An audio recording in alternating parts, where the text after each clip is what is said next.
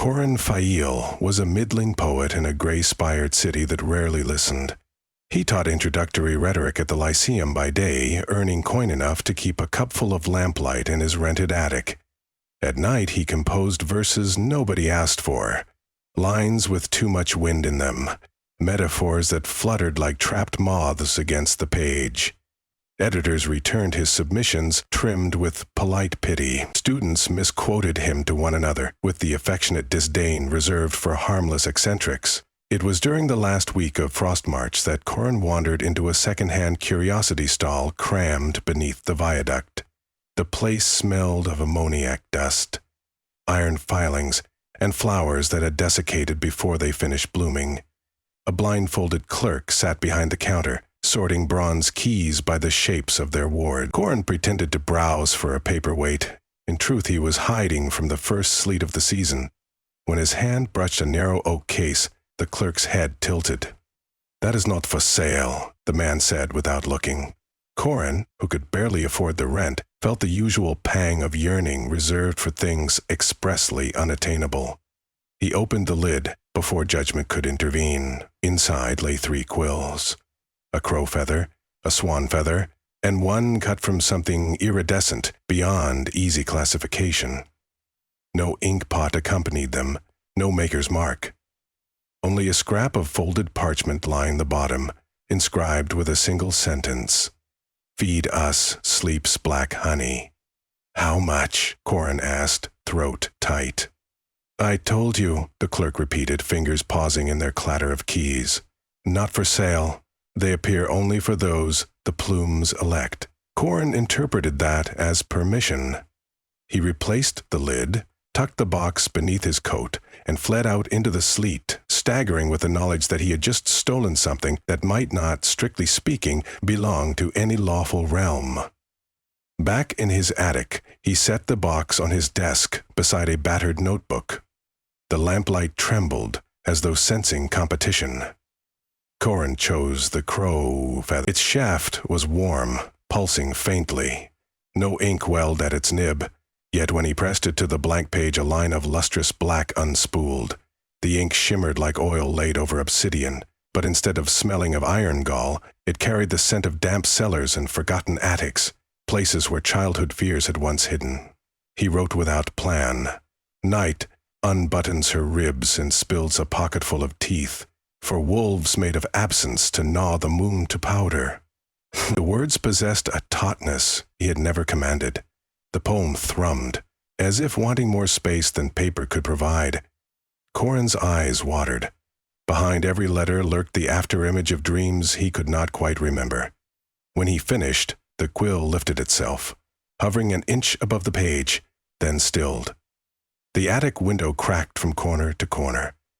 A draft coiled through the room. From the fissure in the glass seeped a charcoal mist, folding itself into the silhouette of a beast whose bones were punctuation marks, a ribcage of parentheses, claws tapered into commas, eyes shaped like ellipses that never ended.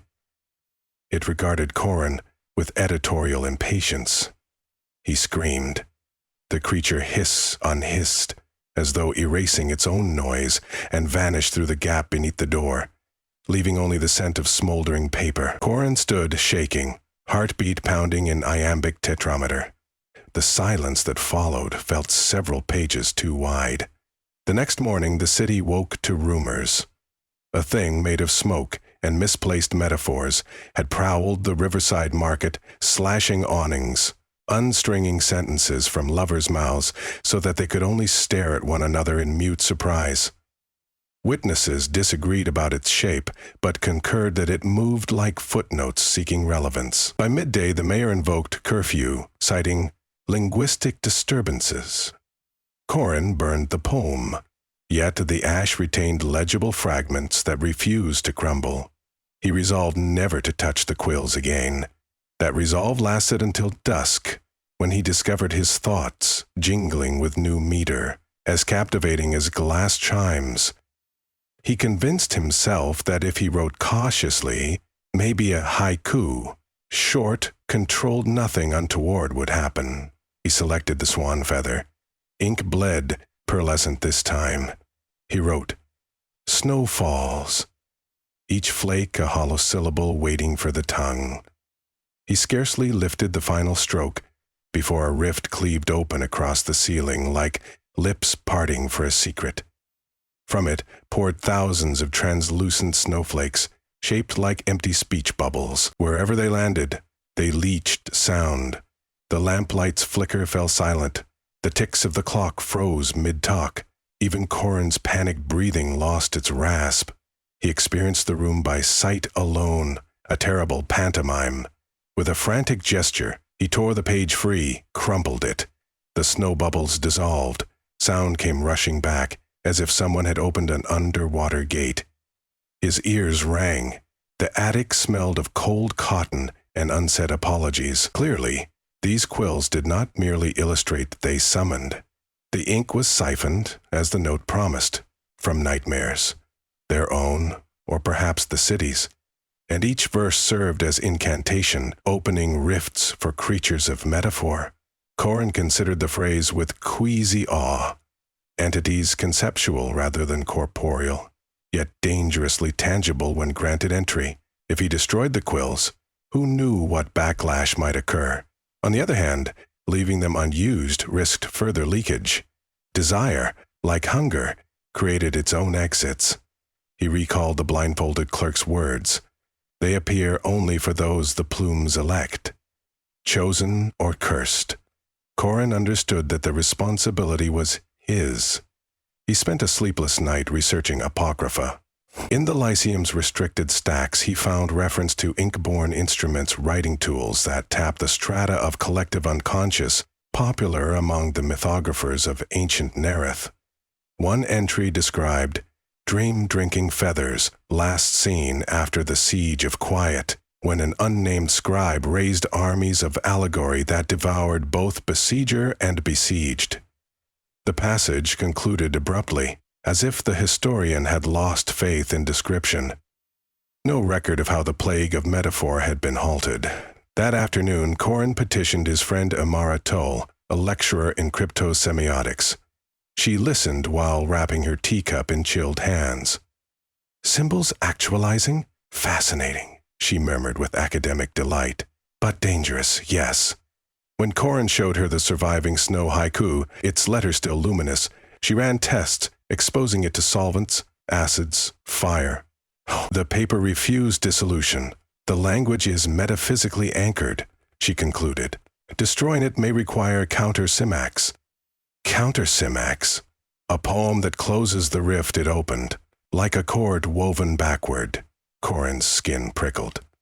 "So if I write something that folds rather than unfolds, I might unmake what I made?"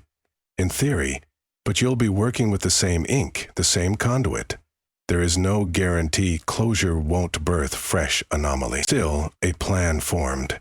Compose a final poem, a containment piece to seal existing rifts and exile any lingering creations. Then bury or conceal the quills forever. The strategy reeked of improbable salvation, yet Corin saw no alternative. That night, he prepared. He placed all 3 feathers before him, along with pages describing each incident. The beast of punctuation, the silent snow. He meditated on inversions, endings at the start, margins swallowing text. Daylight dreamt by darkness. Outside, the city creaked under curfew, haunted by rumors. People whispered about sentences vanishing from shop signs, stray commas slithering in gutters, children dreaming in fonts unknown. Corin lifted the iridescent feather, the 3rd most mysterious. Instead of ink, a slow opalescent syrup traveled its vein. Dropping onto the page as letters that glimmered between colors, he wrote deliberately, rhyming absence with presence, crafting stanzas like knots. "Return, unsung, to null and veiled.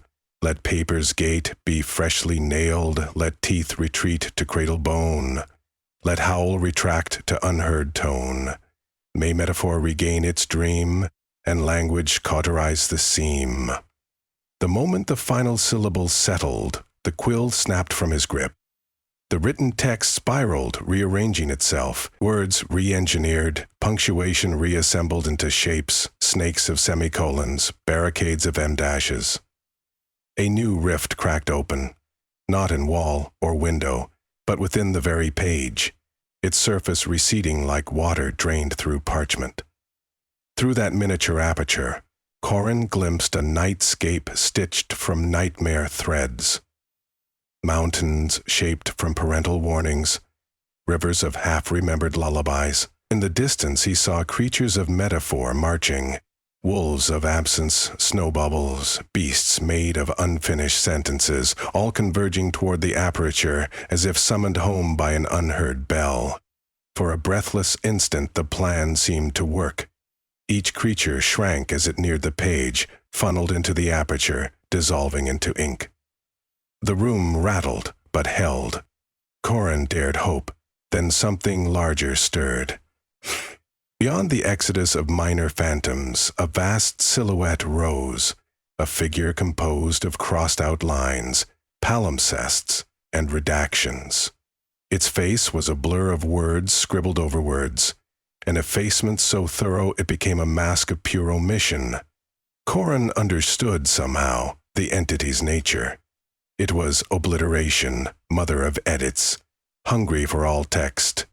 His containment poem had invited not just the return of stray metaphors, but the architect of erasure itself. Even from afar, its gaze scoured. Letters on Corin's shelves peeled from spines, swirling toward the rift. Titles unraveled. His notebooks hissed open, pages curling. The attic became a tornado of unwriting.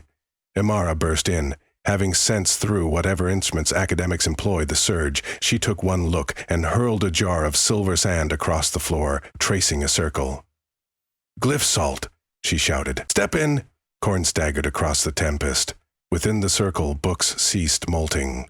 But the rift widened, edges shredding the page to tatters that hovered mid-air like reluctant confetti. The obliteration entity pressed against the threshold, too large to enter, but eroding the barrier with each heartbeat. Corin felt words detaching inside his skull. His name, his earliest memories. Blankness yawned. "We have to close it," he cried. "Your poem is incomplete," Amara shouted above the shriek of departing vowels. "You opened an exit but forgot the lock. Add a final line, something that ends in itself." The quills lay outside the circle, clattering along the desk. Venturing beyond the glyph salt risked immediate unmaking. Corin hesitated. Then he realized he didn't need the feathers. Ink already whirled through the room, the very letters being stripped away, liquefied in the air, droplets of syntax. He dipped a finger into that storm, coating it with living ink that burned like melted ice. He crouched. On the wooden floorboards, inside the salt circle, he wrote a single word. Every letter carved with absolute intention. Closure. The ink hissed, sinking into the grain. The word expanded, mirrored itself, becoming a palindrome of sense and sound. A chime rippled outward. The rift convulsed. Edges stitched together, seam by seam. The obliteration entity roared silent, for it embodied the absence of phonemes, then imploded into an ellipsis that popped like a soap bubble.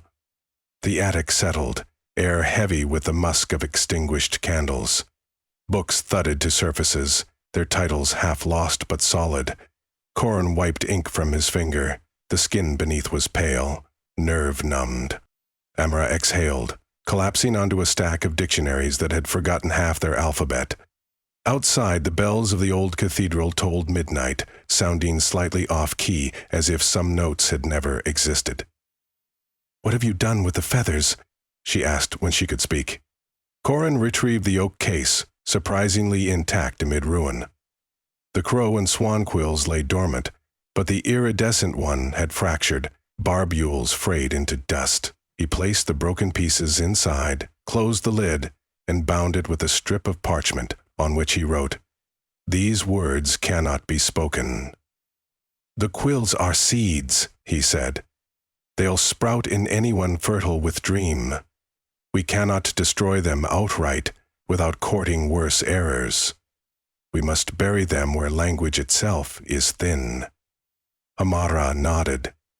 The orphaned archives beneath the riverbed. So, before dawn, they rowed a borrowed skiff through the storm culvert that once carried barges of banned manuscripts. They navigated tunnels lit by glowworms feeding on forgotten verses until they reached a vault where every book was blank, pages stripped by tides of time. There, in a sarcophagus of lead, Corin laid the box. He sealed it with the last of the glyph salt and spoke no words as they departed, lest the vault overhear and dream anew. Life in the city stumbled toward normality, though not everything returned. Some store signs remained vowels short. Lovers found themselves inventing pet names to fill gaps left by vanished terms. At the Lyceum, Corin's lectures gained unexpected popularity, perhaps because his students sensed he had touched a realm where metaphor walked on claws. He taught them caution, that every sentence is a door, every image a key, and occasionally a blade. One spring evening, months after the incident, Corin climbed the hill overlooking the river. Amara joined him with a packet of seeds that crackled like thin paper. They sowed them amongst wild grass flowers engineered to resemble punctuation. Asterisks, ampersands, fleurons. When they bloomed, the hillside would read like a poem only the wind could recite. Amara asked, "Do you miss it, the power?" He considered. Inside his mind, words still pulsed sardonic invitations. Yet he had learned the geometry of restraint, the beauty of limits. "I miss the certainty," he said at last, "but not the cost." She slipped a petal between pages of her notebook like a silent footnote, then walked away, leaving Corin with twilight's quiet draft. That night, he dreamed of books with blank pages awaiting stories. In the dream, he lifted an ordinary pen-steel nib, ink mundane, and wrote a simple line, "I woke and morning was enough." No rift opened, no monster slouched through stanza-shaped doorways, only dawn, slipping honest light beneath curtains. He woke, smiling, content to let metaphor remain safely inside the mind, where even wolves of absence could be tamed by daylight and a well-placed period.